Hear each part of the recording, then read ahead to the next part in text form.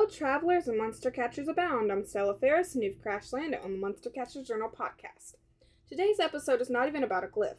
It's about mine, Zena, and Luna's search for the best space bar in all of Nibiru. It's an ice cream shop called Space Cream. I finally had a new hover car with 4 seats. Zena took a seat in the front, and Luna took a seat in the back next to Zenternaut. Aurabeak sat on my shoulder, watching as we lifted off the ground and headed for our destination. A famous Nibiran pop song came onto the radio, and we all started to sing along. Soaring through an endless purple sky, my hopes and dreams, they hang on a thread, oh. And I don't know what I'm gonna do, but I wanna be okay, yeah. Oh, and I know I'll be alright as long as I'm with you, yeah. I know I'll be alright as long as I'm with you. I turned out the radio because I wanted to actually converse with my friends. So where is this place said to be? I asked. Well, you're not going to like this, Zena said in a solemn tone. It's in the dark region, also known as the Forbidden Zone. Zena, Luna, if we are caught in the Forbidden Zone, we will be arrested. It's reckless. Not to mention, we don't know what awaits us there, I replied. Yes, but if we can get to this ice cream, it never melts. And it helps glyphs in battle by healing them all the way to full health, Zena said to me. Oh, okay, but it will take all day to get there, and we'll need to stop eventually for provisions, I replied. I looked down at my glyph partner, who chirped excitedly at the mention of Space Cream. Maybe they understood more than I gave them credit for. All right, I said with a sigh, a small smile tugging at my lips. Let's go find this place, but if we get ambushed by space bandits or chased by cosmic coyotes, I'm blaming you. Zena laughed, tossing me a mock salute. Deal. Now come on. Adventure awaits. Together we set off the dusty road, the twin suns hanging in the sky, along with their counterparts, the 3 moons, and painting us in a brilliant shade of orange and violet. Somewhere out there, restless between forgotten plains and forgotten planets, and star-drenched-filled Space Cream was waiting, and we were determined to find it, and we knew we would. The steady hum of our hover car filled the air. As we glided above the sparkling plains, the 4-seater was pristine, polished white body, smooth leather seats, and controls that responded to my every touch. I was behind the wheel, keeping a close eye on the horizon. In the front seat next to me, my best friend Luna stared out the window, her braid flicking over her shoulder as she tapped a rhythm against her knee. Perched proudly on the dashboard in front of me was Aurabeak, my loyal glyph. His golden feathers caught the starlight, and his sharp eyes scanned the open fields with quiet focus. In the back, Zena leaned over the center console, buzzing with energy. I still can't believe we're actually about to find the Space Cream, she said, grinning from ear to ear. Beside her floated Zenternaut, his body shimmering like a patch of night sky, calm but steady and ready. Don't celebrate yet, I said, adjusting the car speed. We're not even there yet. But just as the words left my mouth, the radar started flashing. Beep, beep, beep, beep, beep, beep. Luna sat up straighter. I gripped the steering wheel tighter. Out of the mist ahead, a swarm of hover bikes exploded into view. Engines screaming, bandits rough-looking, riders with patched armor, scarred glyphs circling around them like buzzards.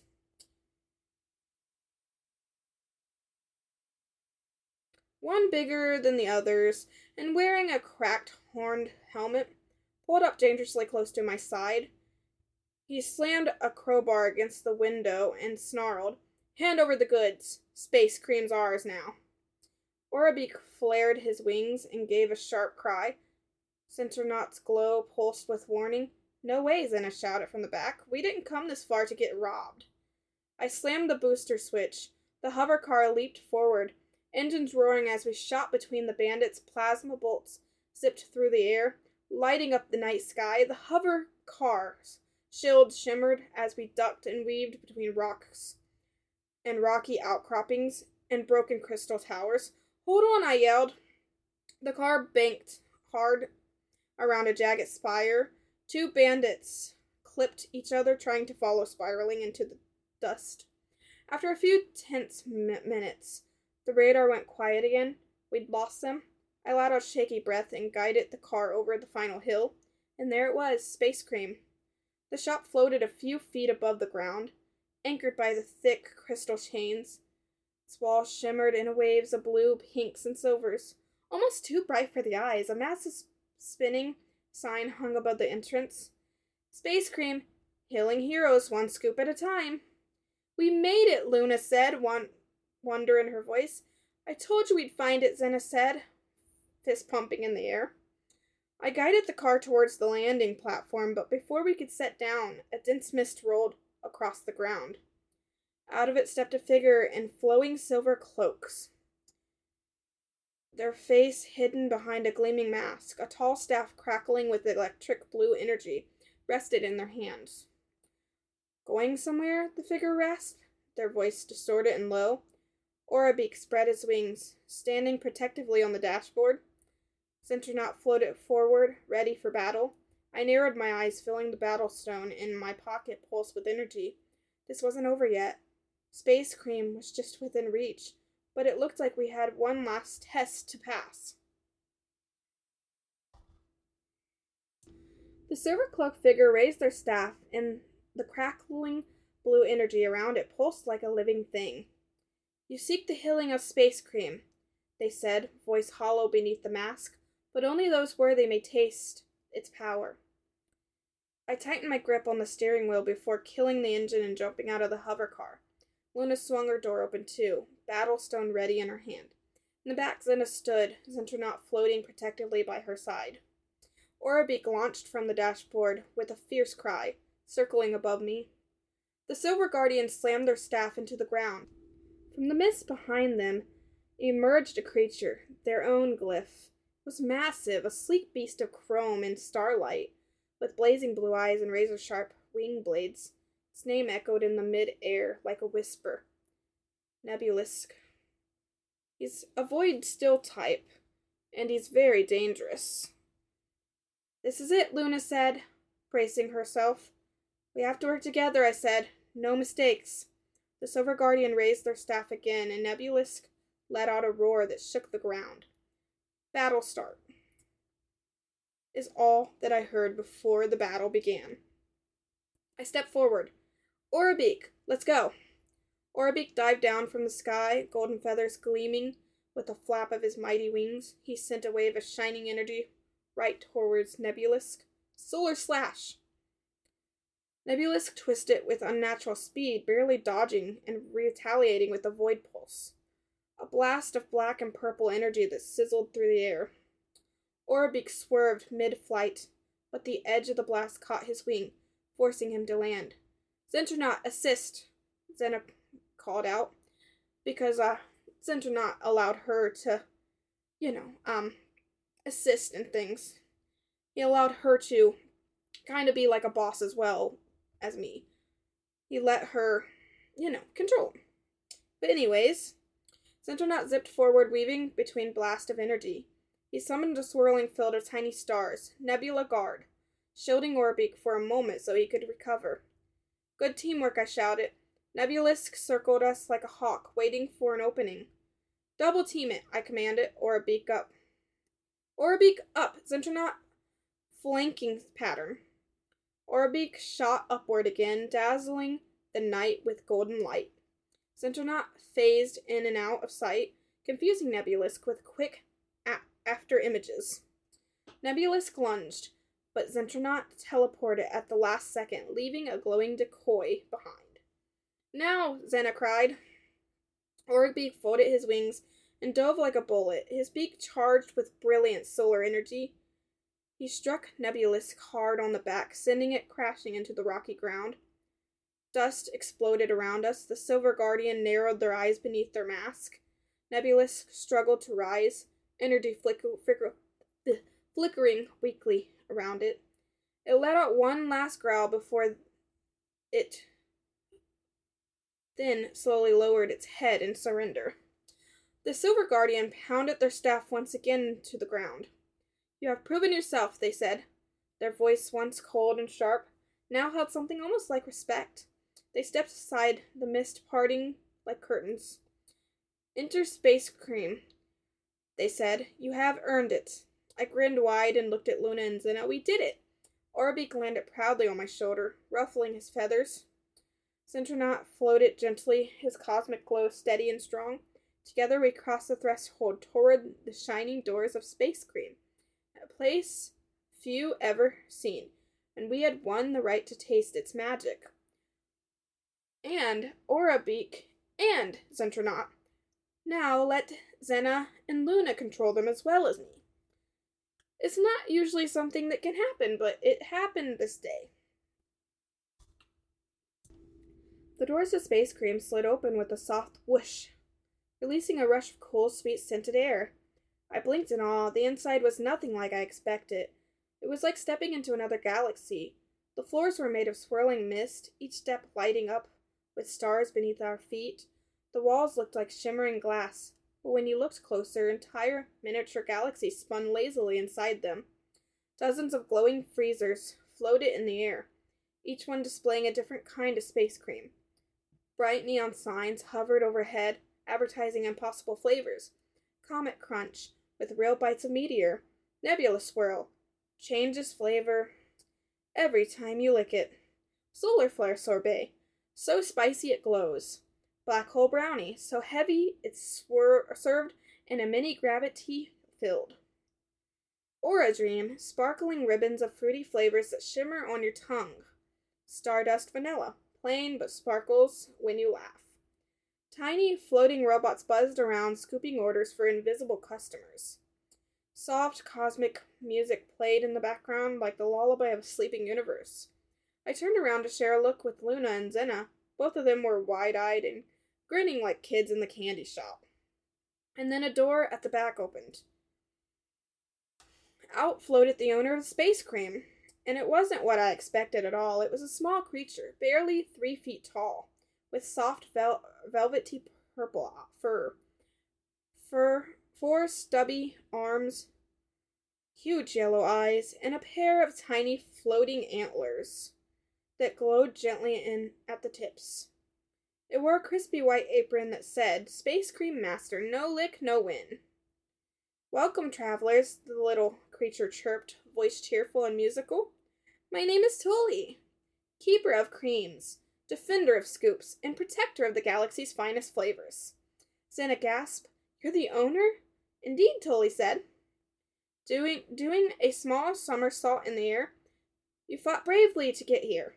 Now the tradition demands you each choose one flavor, one scoop to take with you. Choose wisely. The flavor you select will permanently bond to your glyph's energy for the journeys ahead." My heart raced. This wasn't just dessert. It was a power-up, a magical bond between glyphs and Space Cream. Tully floated toward the hovering freezers, sweeping a tiny hand dramatically. "Step forward, champion," they said to me. "Choose your destiny." Aurabeak let out a proud chirp beside me, wings glowing faintly in the magic-charged air. I stared at the flavors, my mind racing. Which flavor should I choose for Aurabeak? Here are some options, but you can only make up your own if you want. You can always make up your own if you want. Solar Flare Sorbet, boost fire, solar attack massive. Aurora Dream, enhances agility and speed levels a shimmer trail in battle. Comet Crunch, powers up physical attacks and adds a meteor strike move.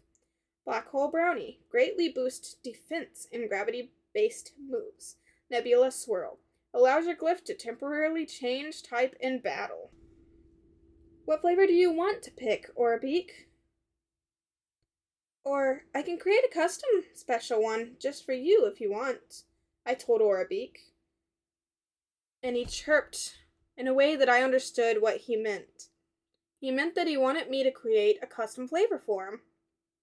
We created a naturally cool flavor for the ice cream. It's a rich, swirling golden and deep violet cream, sparkling with tiny flakes that look like ancient hieroglyphs, and it's called Pharaoh's Delight. It floats inside its freezer without touching the sides, humming with ancient magic. Occasionally, ghostly shapes of long-forgotten glyphs flicker inside the cream. Guardians of a long-lost dynasty. A sacred treat crafted from the sands of forgotten empires. Those who taste it awaken the ancient spirits buried within, summoning a royal glyphs of old to fight alongside them for a short time. Aurabeak can call forth spectral versions of ancient power, glyphs during battle. They fight beside him for a few turns before fading back into the sands of time. Boost Aurabeak's leadership abilities, allowing him to command the battlefield like a general. I scanned the endless rows of space ice cream until my eyes landed on a freezer floating higher than the rest, glowing faintly gold and purple. Inside it was something different. The cream seemed alive. Swirling patterns of ancient symbols and glimmering lines that twisted and danced like desert winds. A cold, deep hum filled the air around it. Above the container, a hovering sign read, Pharaoh's Delight. Summon the guardians of the old worlds. Aurabeak let out a low, awed whistle. His wing lifted slightly as if drawn to it by fate. I smiled. This is it, I whispered. This is the one. Tully floated over, clapping their tiny hands together.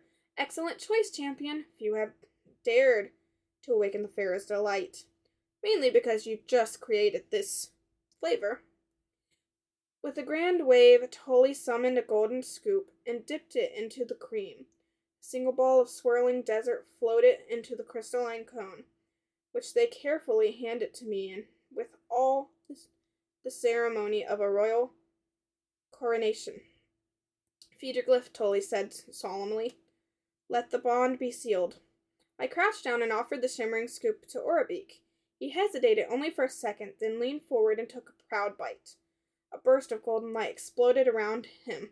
Symbols, runes, and the whispers of forgotten kings wrapped around his body. His wings shimmered with golden touched energy, and for just a moment behind him, I saw ghostly images of towering glyphs, mighty ancient beasts adorned in regal armor, ready to answer his call. Aurabeak let out a mighty cry, the very walls of Space Cream vibrating with the sound. The bond was sealed. Well done, Tully said, bowing with the Pharaoh's Delight. You now command not only your own strength, but the strength of legends. Zena and Luna rushed over, cheering. We're unstoppable now, Luna laughed. Zena grinned. Space Cream is even better than I imagined. I smiled, feeling pride swell in my chest. We had come all this way, fought through bandits, passed the Guardian's test, and now we were leaving stronger than ever. Outside, the hover car hummed quietly, waiting to carry us into whatever adventures came next. And with Aurabeak's new power by my side, I was ready for anything.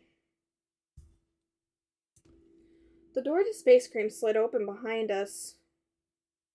With a soft sigh as we stepped back onto the landing platform, the cool mist swirled around our feet. Zena cradled her own glowing scoop. Luna tucked hers carefully into a containment pouch, and Aurabeak perched proudly on my shoulder, his wings shimmering faintly with traces of ancient glyph magic.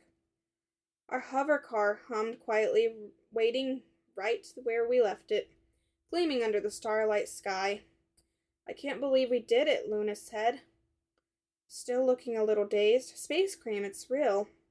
Yeah, but let's not stick around too long, I said, feeling the air around us shift. Something was wrong. The mist around the landing pad thickened unnaturally, turning a sickly green color. Before we could react, a sharp crack echoed across the clearing, and a giant shadow dropped from the sky. A massive pirate airship, patched together from stolen hulls, and glowing with the tall tale graffiti of the Black Nova Corsairs, hovered low overhead. Rusty chains clattered down from its sides, and a dozen rough-looking space pirates slid down weapons drawn, glyphs snarling beside them. Their captain stood tall at the head of the group, a towering woman with half her face replaced by a glittering metal plate, and a long plasma whip crackling at her side. She grinned widely. "Space cream's worth a fortune on the black market," she said, her voice dripping with menace. "Hand it over, nice and easy. And maybe we won't wreck that shiny little hover car of yours." Zena immediately grabs Internot's battle stone. Luna pulled her glyph stone tight against her chest. Aurabeak flared his golden wings, the energy of the Pharaoh's delight, humming under his feathers, ready to strike. I narrowed my eyes. "No deal." The pirate sneered. "Your funeral." The pirates charged. I leaped forward, throwing my battle stone into the air. Aurabeak's Pharaoh's call. A blast of golden light exploded around us. The ground cracked as a giant spectral glyph rose from the earth. A towering jackal-headed warrior, wrapped in ancient armor and glowing tattoos. Name: Sekhmar. Type: spirit still. Ability: twin blades of eternity. Slashes twice in a single turn, leaving cursed energy on the enemies. The pirates stumbled back in shock as Sekhmar roared, twin curved swords flashing in the starlight. "Cover the hover car," I shouted. "Don't let them get the space cream."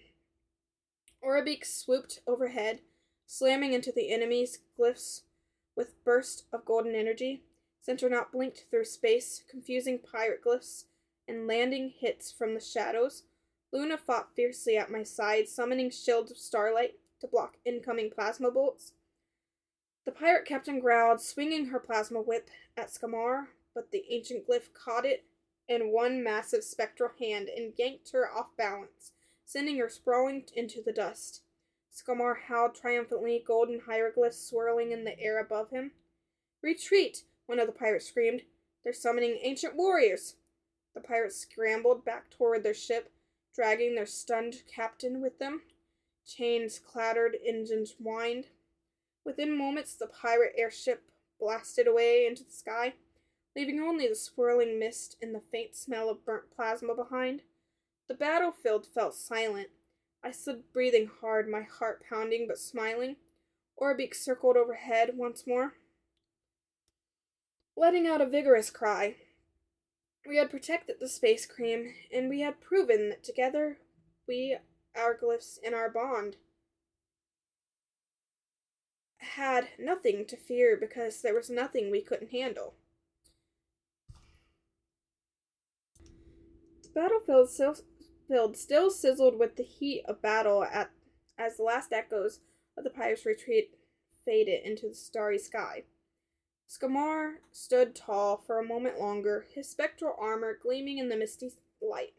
Slowly, with the dignity of a true ancient guardian, he bowed towards Aurabeak and then disappeared, like the sand caught in a cosmic breeze. Aurabeak landed proudly at my side, his feathers still sparkling faintly with the power of a Pharaoh's delight. I reached up and scratched his beak, lightly. "You were incredible." Luna jogged over, a wide grin splitting her face. "We all were. That was legendary." Zena stumbled up behind her, clutching her scoop of space cream, close like a trophy. "I don't think my heart's ever pounded so hard in my life," she laughed. The three of us stood there for a moment, breathing in the cool, sweet air, the glittering remains of battle swirling around us like stardust. Then from behind, a soft chime rang out. Tully, the tiny purple space cream master, floated down from the entrance to space cream, arms folded behind their back and a knowing smile on their furry face. "You've proven yourself today," Tully said, their voice carrying a quiet strength. "But remember, this is only the beginning." We exchanged glances. Tully continued, their golden antlers glowing softly. "There are more flavors hidden across the stars, rarer and more powerful than even Pharaoh's delight. Flavors that have been lost to time, waiting for heroes brave enough to find them." They floated a little closer, the voices dropping to a whisper. "If you wish, I can show you where the next journey begins." I smiled, feeling a familiar fire light up inside me. I glanced at Luna, at Zena, at our glyphs, battered but unbroken, and I knew the answer without even telling or speaking. Tell us, I said. The stars above seemed to pulse brighter, as if the universe itself was listening, and just like that, with the night air humming with promise and a new adventure unfolding before us, we climbed back into the hover car stronger, bonded tighter with our glyphs than ever before, and rocketed off into the endless sky, chasing whatever mysteries awaited beyond the next horizon. And with the promise that we would find Zena her own glyph so I can take back my Zentronaut. Because Zentronaut is mine, he's not Zena's, but next time we might actually talk about the story of the glyph that I caught for Zena. And with that, thanks for watching. And I will see you next time. May the stars shine their light upon you. Goodbye.